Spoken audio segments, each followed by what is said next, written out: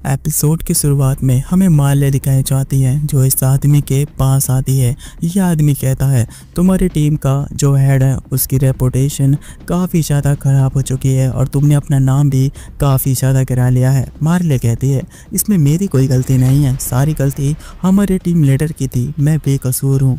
लेकिन तभी यह आदमी कहता है मुझे पता है तुम बेकसूर हो और तुम्हारी पावर्स भी काफ़ी ज़्यादा अच्छी हैं, इसीलिए मैंने तुम्हारे लिए एक काम ढूंढा है। अगर तुम उसे कर लेती हो तो मैं तुम्हें एक अच्छी पोस्ट दूंगा। और ऐसा बोलने के बाद उसे वो एक ड्रिंक देता है, लेकिन उस ड्रिंक को जैसे ही माल्या पीती है तो अचानक से ये काफ़ी ज़्यादा बुरी तरीके से हंसने लगता है और बोलता है कि तुम्हें राजा की तीसरी बेटी लिसे को यहाँ पर ख़त्म करना है और उसमें तुम हमारा साथ देने वाली हो। इस बात को सुन के माल्या काफ़ी ज़्यादा शॉक हो जाती है और लिटरली अचानक से उसके पेट में एक तरह का कर्स एक्टिवेट हो जाता है जो कि इसने लगाया था। यह आदमी कहता है अब तुम 30 दिनों तक खाना नहीं खा सकती हो, तुम सिर्फ पानी के ऊपर जिंदा रहोगी और अगर तुमने यहाँ पर ये काम नहीं किया तो तुम ऐसे ही तड़प तड़प के मर जाओगी। जिसके बाद हमें माल्या दिखाई जाती है जो एक बैरियर के अंदर अपने आप को पाती है और यहाँ पर हमें एक डीमन दिखाया जाता है जो अब से माल्या की बॉडी के ऊपर पूरा कंट्रोल पा लेता है। जिसके बाद हमें कुरुत दिखाया जाता है जो इनके लिए खाना लाता है।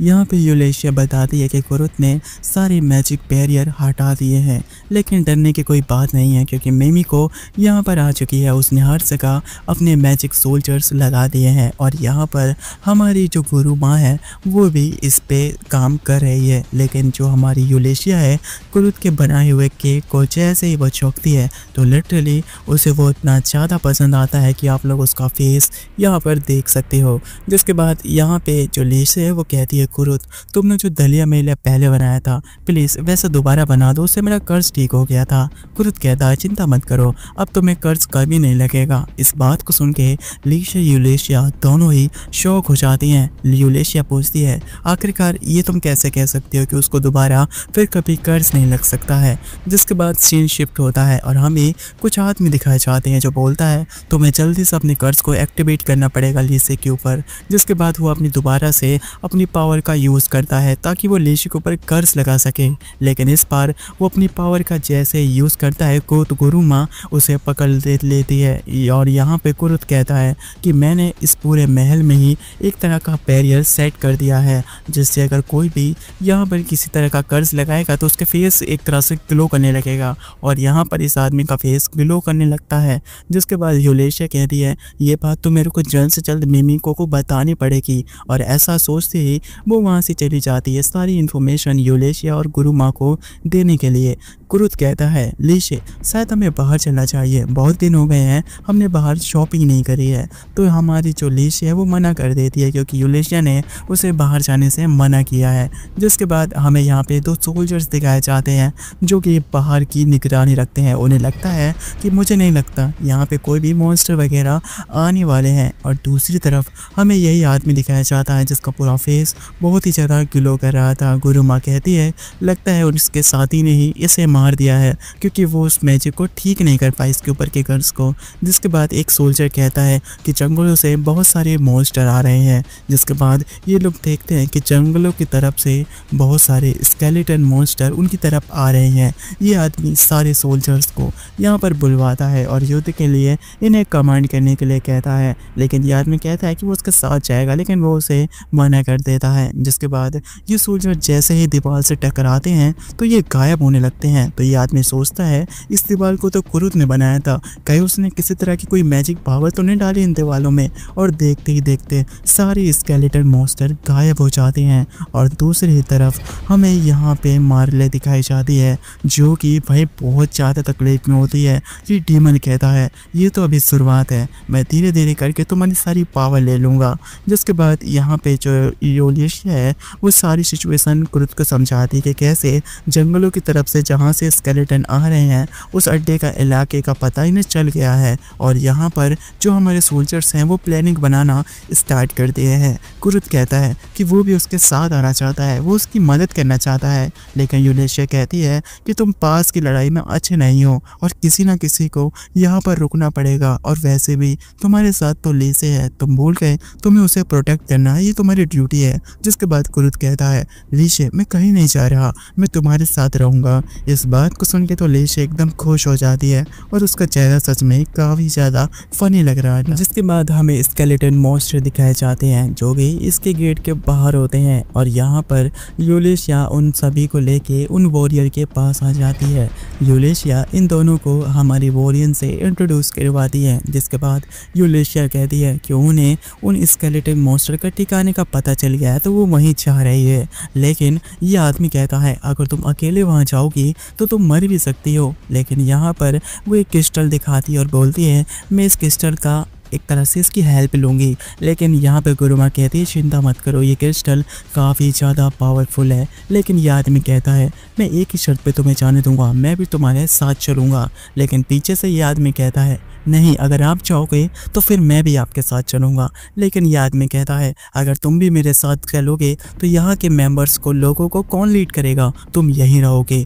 जिसके बाद हमें कुरुद दिखाया जाता है जो पूरे महल की सफाई कर रहा था। कुरुद यहाँ पे काफ़ी ज़्यादा डिप्रेस होता है और वो क्योंकि उस लीसे के साथ जा नहीं पाया था तो वो काफ़ी ज़्यादा उदास लगता है और उदासी में वो एक तरह के लोहे को पिघलाता है, देन एक स्वॉर्ड को बनाना स्टार्ट कर देता है। दूसरी तरफ यूलेशिया अब गेट के पास आ जाती है जहाँ पे काफ़ी सारे मॉन्स्टर होते हैं।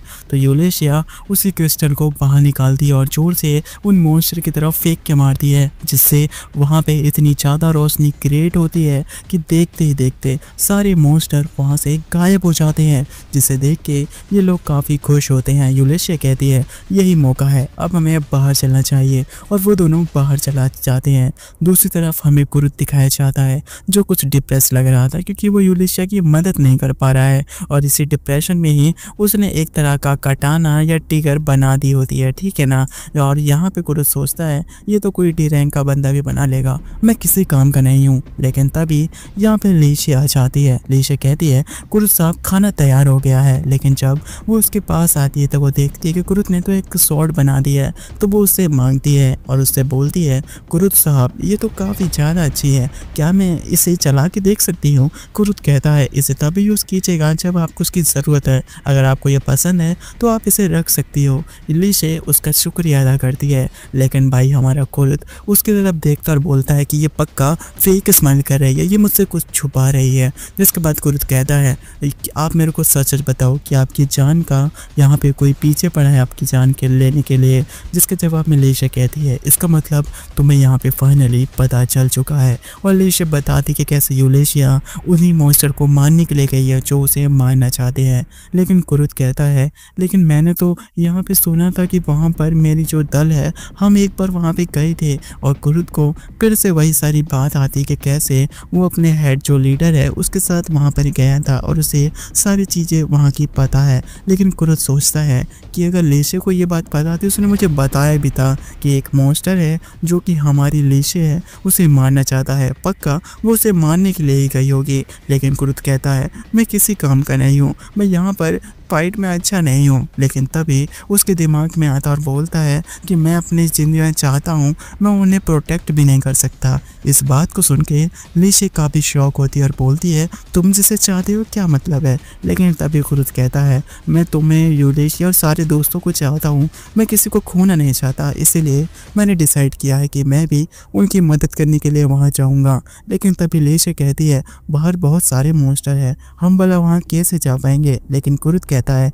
चिंता मत करो, वो सब कुछ तुम मेरे ऊपर छोड़ दो। जिसके बाद हमें यहाँ पे यूलेशिया दिखाई जाती है जिसके सामने लिटरली काफ़ी ज़्यादा मॉन्स्टर होते हैं और वो काफ़ी ज़्यादा खतरे में आ जाती है। उसका वॉरियर कहता है क्या तुम डर रही हो। जिसके जवाब में यूलेशिया कहती है बिल्कुल भी नहीं, मुझे नहीं डर लगता और मैं इन सभी को मार सकती हूँ। लेकिन मन के अंदर ही वो कहती है पता नहीं यार मैं किस मुसीबत में पड़ गई हूँ। तो बस गाइस यही तो वो वीडियो जो ख़त्म हो चुकी है। तो बस मुझे बताओ ये एपिसोड आप लोगों को कैसा लगा है। अगर यार वीडियो आपको थोड़ी सी भी पसंद आई है तो प्लीज़ यार वीडियो को लाइक करके चैनल को सब्सक्राइब करके बेल नोटिफिकेशन को ऑल पे सेट कर देना ताकि मेरी वीडियो का हर एक नोटिफिकेशन आप तक पहुंच सके।